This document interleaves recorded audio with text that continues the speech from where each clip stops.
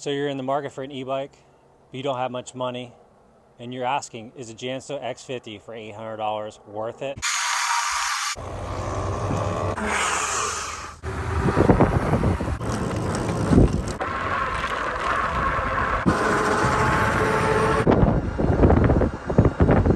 Let's get into it.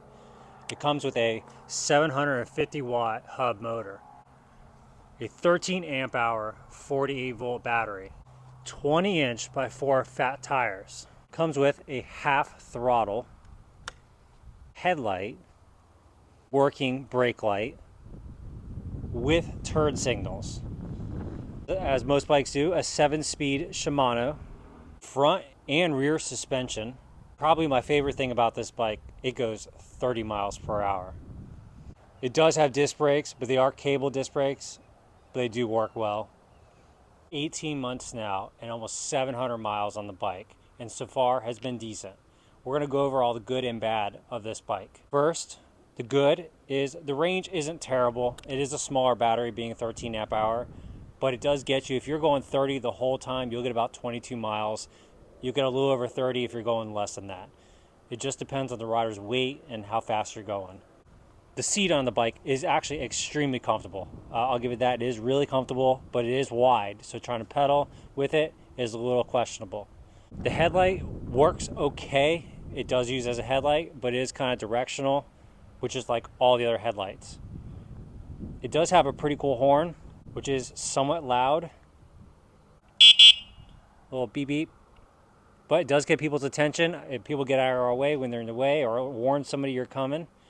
I did buy this bike for my daughter, and she seems to really love it. She's done great. It is light. It only weighs 80 pounds, maybe even 85, but you can pick it up no problem.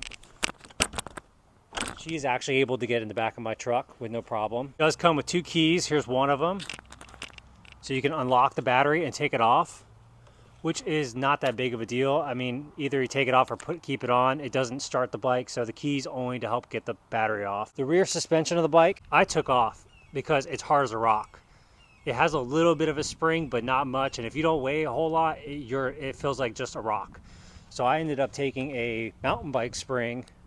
It was free to do, which was an upgrade, kinda, and it has an 850 pound spring on it, and you can actually bounce on it.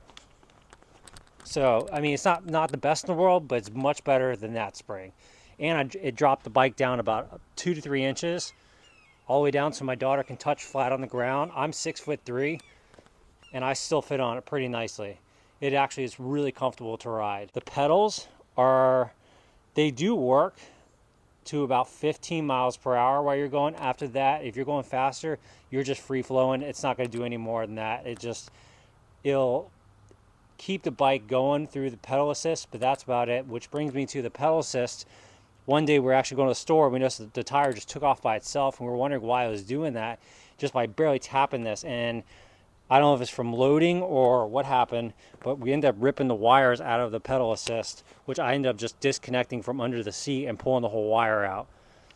We never really used the pedals much. We used the throttle and go, so it wasn't that big of a deal. It's not the bike's fault. It's probably from being leaning against one of our other bikes in the back of the truck, and it just frayed the wires, and they were touching together, which caused the bike just to jolt out automatically.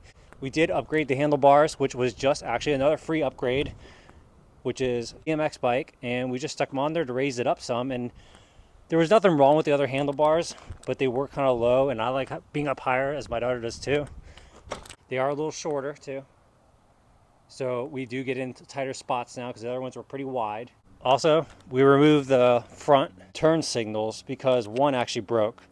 It was just dangling, and I ended up just taking them off. We really don't need turn signals on here. They literally just unplug, and I think it looks much better without them. We also installed a 12 volt step down converter from the 48 volt to power the underglow lights, which we got off Amazon for only $26. They're for a motorcycle, and when I was going to install them, I noticed that I put my voltmeter and everything was 48 volts, from the headlight to the horn, everything. All I had to do is get a step down converter box, which was $15, and it easily just plugging into where the leads come from the battery into the box, and I just unplugged the wires that go into the controller and just slipped those wires in and plugged in. I know it's not 100% the correct way, but if we ever want to remove it, we can.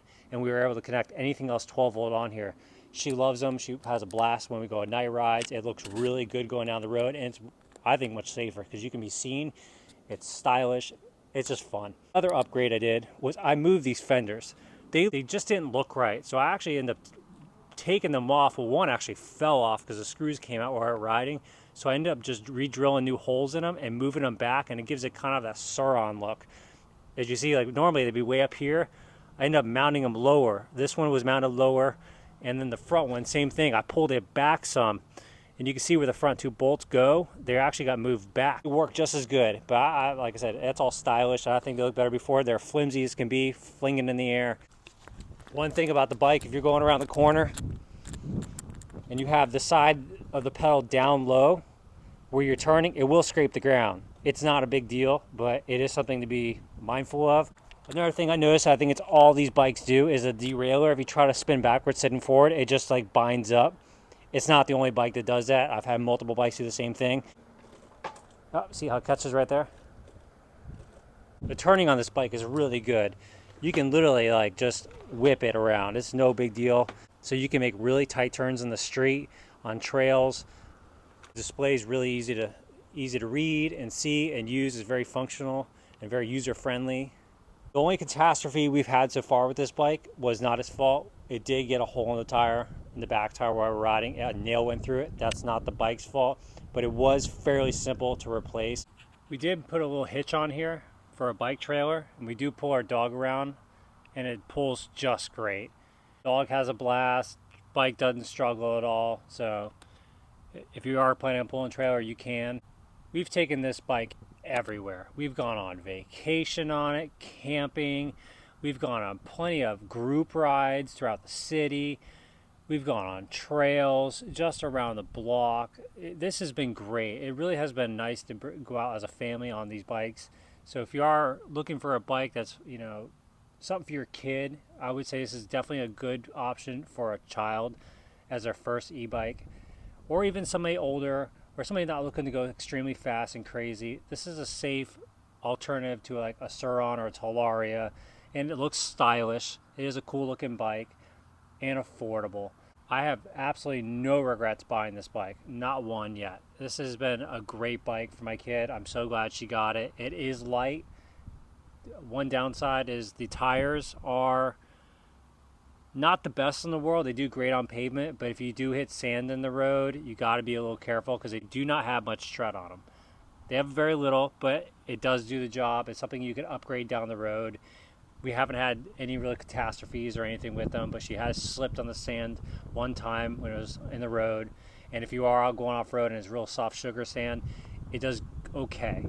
After 18 months of owning this bike, 700 miles, I would say it's well worth the money. There are things that make it cheap that cause it to not be ideal, but those are all things you can upgrade as you go and you can start riding. It won't prevent you from riding. I truly think it was a great deal of a bike. You can't beat the 800 bucks for an e-bike. Everything can be upgraded. So if you are on a budget, I'd highly recommend this bike. So if you enjoyed this video and this was informational for you, have any questions, comment below, subscribe if you would like, and we're gonna have plenty more videos of other e-bikes that are affordable that may interest you. Thank you for watching.